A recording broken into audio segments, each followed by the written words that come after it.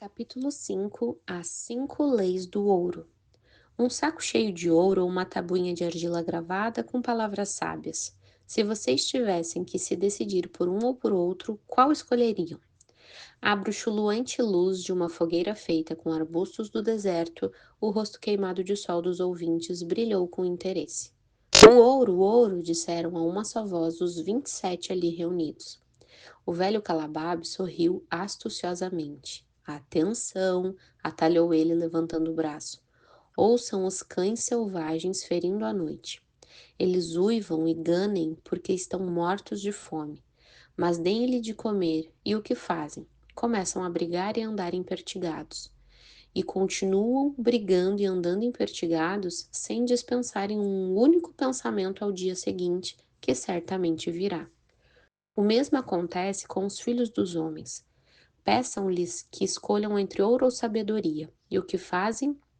Ignoram a sabedoria e devoram o ouro. No dia seguinte, tornam-se uns bebês chorões porque não têm mais ouro.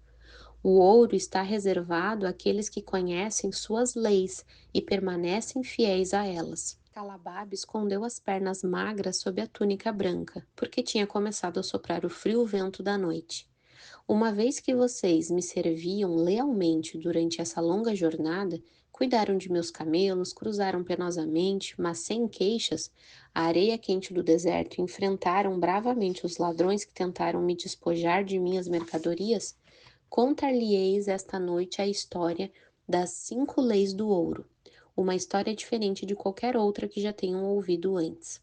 Ouçam com profunda atenção minhas palavras, pois se conseguirem assimilá-las apropriadamente, terão condições de reunir um futuro com uma grande fortuna para vocês. Para causar efeito, fez uma pausa. Sobre um dossel azul, as estrelas brilhavam no céu claro como um cristal da Babilônia. Atrás, o grupo prendia firmemente suas desbotadas tendas no chão contra as possíveis tempestades de areia. Mais para o lado, achavam-se os grandes fardos de mercadoria, caprichosamente empilhados e cobertos por peles.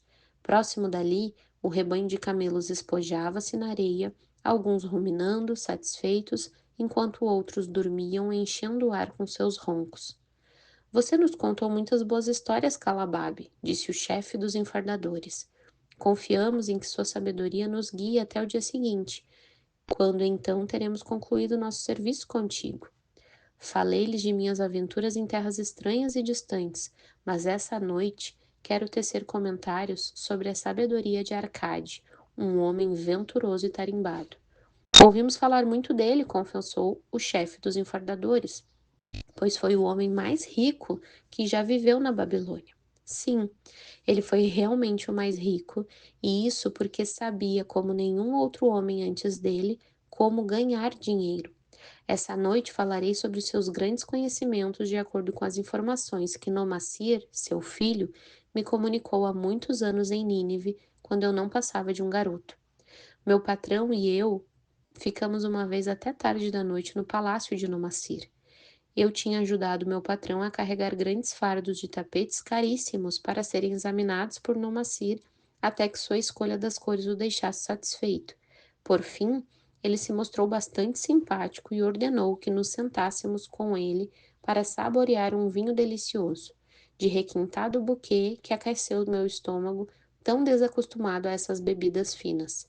Foi nessa noite que o anfitrião nos contou a história da grande sabedoria de Arcade, seu pai, em termos que tentarei reproduzir diante de vocês da melhor maneira possível. É costume na Babilônia, como sabem, que os filhos de pais ricos vivam na casa paterna da esperança de herdarem seus bens.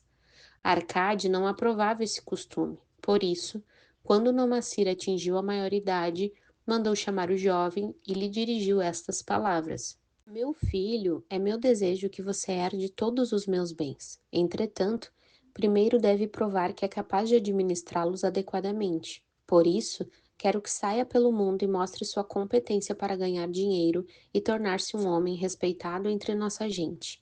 Para você começar bem, lhe darei 2 coisas que eu mesmo não tive quando iniciei como um pobre rapaz a construção de minha fortuna. Primeiro, passo-lhe às mãos este saco com moedas de ouro. Se usá-lo com discernimento, ele constituirá a base de seu futuro sucesso. Segundo, deixo sob sua custódia esta tabuinha de argila onde estão gravadas as 5 leis do ouro.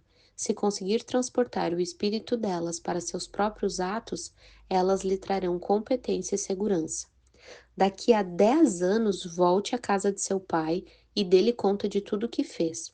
Se eu achar que se mostrou valoroso e me apresentar provas disso, eu o farei herdeiro de todos os meus bens. Por outro lado, comunicarei tudo isso aos sacerdotes, para que eles possam trocar por minha alma a generosa consideração dos deuses. Assim, Nomassir partiu em busca de seu próprio caminho, pegando o saco de ouro, a tabuinha de argila cuidadosamente envolta em tecido de seda, seu escravo e os animais de carga de montaria. Os 10 anos se passaram e Nomassir, como tinha sido combinado, retornou à casa do pai, tendo este providenciado uma grande festa em sua homenagem e para a qual convidara grande número de amigos e parentes. Terminadas as comemorações, pai e mãe acomodaram-se em seus ricos assentos num dos lados do grande salão e Nomassir apresentou-se diante deles para prestar contas de sua viagem como tinha prometido ao pai. Era noite, o aposento estava impregnado com a fumaça dos pavios dos candeeiros que produziam uma fraca iluminação. Escravos em túnicas brancas abanavam ritmicamente o úmido ar com longas folhas de palmeira. Uma pomposa dignidade dava colorido à cena.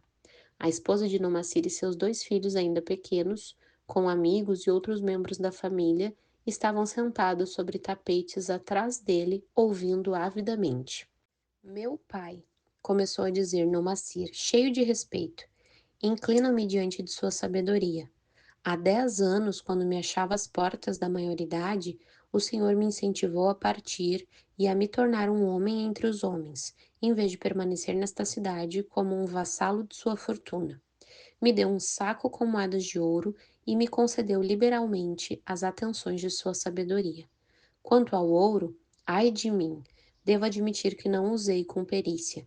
Ele fugiu de minhas inexperientes mãos como a lebre selvagem foge, na primeira oportunidade do jovem que a caça. O pai sorriu indulgentemente. Continue, meu filho, sua história me interessa em todos os detalhes. Decidi ir para Nínive, uma próspera cidade, acreditando que ali encontraria oportunidades. Juntei-me a uma caravana e fiz entre seus membros numerosos amigos. Ali também se achavam 2 homens bem-falantes que tinham um belíssimo cavalo branco, rápido como o vento. Enquanto viajávamos, eles me disseram que havia em Nínive um homem riquíssimo, dono de um cavalo tão veloz que nunca tinha sido derrotado. Por sinal, não acreditava que pudesse existir cavalo mais corredor que o dele. Por isso, estava disposto a apostar qualquer soma, por mais alta que fosse, em como seu cavalo venceria aquele outro em toda a Babilônia. Mas, comparado ao deles, zombavam meus amigos o animal do niniviano, não passava de um pangaré que podia ser batido com facilidade.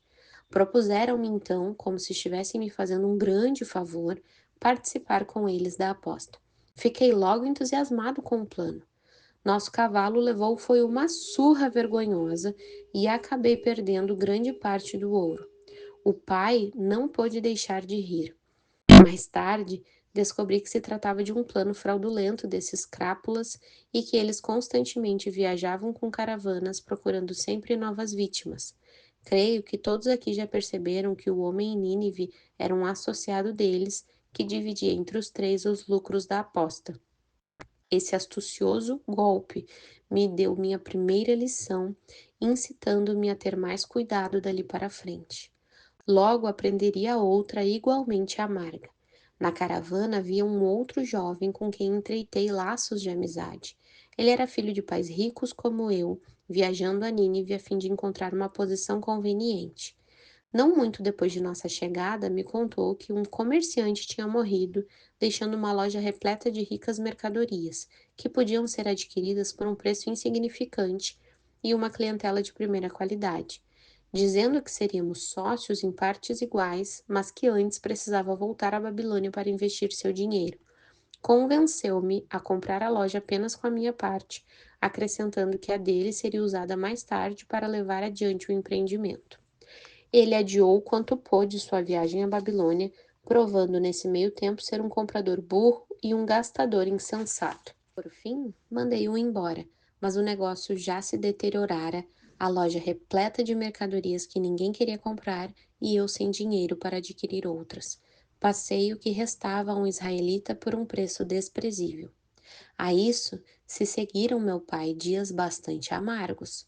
Procurei emprego e não encontrei, pois não tinha profissão nem treinamento que me capacitassem a ganhar meu dinheiro. Vendi meus cavalos, vendi meu escravo, vendi grande parte de minhas roupas para que pudesse comer e ter um lugar para dormir, mas a escassez tornava-se cada dia mais assustadora. Nesses dias amargos, porém, lembrei-me da confiança que o Senhor tinha depositado em mim. O Senhor insistiu comigo para que me tornasse um homem e eu estava disposto a não desapontá-lo. A mãe escondeu o rosto e chorou baixinho. Foi então que me veio à memória a tabuinha que o Senhor me dera e onde tinha gravado as 5 leis do ouro. Li com extremo cuidado suas sábias palavras e percebi que, se ao menos tivesse buscado primeiro a sabedoria, meu ouro não teria ido embora. Decorei cada uma das leis e determinei que, se ainda uma próxima vez a deusa da boa fortuna sorrisse para mim, eu me deixaria guiar pela sabedoria dos mais velhos, em vez de confiar na inexperiência da juventude. Para proveito de todos os que se acham aqui reunidos, esta noite lerei as sábias palavras de meu pai, gravadas sobre a tabuinha de argila que ele me entregou há 10 anos. As 5 leis do ouro. Número 1. O ouro vem de bom grado e numa quantidade crescente para todo homem que separa não menos que 1/10 de seus ganhos, a fim de criar um fundo para seu futuro e o de sua própria família. Número 2. O ouro trabalha diligentemente e satisfatoriamente para o homem prudente, que, possuindo-o, encontra para ele um emprego lucrativo, multiplicando-o como flocos de algodão no campo. Número 3. O ouro busca a proteção do proprietário cauteloso, que o investe de acordo com os conselhos de homens mais experimentados em seu manuseio. Número 4. O ouro foge do homem que o emprega em negócios ou propósitos com que não está familiarizado, ou que não contam com a aprovação daqueles que sabem poupá-lo. Número 5. O ouro escapa ao homem que o força a ganhos impossíveis ou que dá ouvidos aos conselhos enganosos de trapaceiros e fraudadores, ou que confia em sua própria inexperiência e desejos românticos na hora de investi-lo. Essas são as 5 leis do ouro gravadas por meu pai na tabuinha. Proclamo-as tão valiosas quanto o próprio ouro, como ficará demonstrado pela continuação de minha história.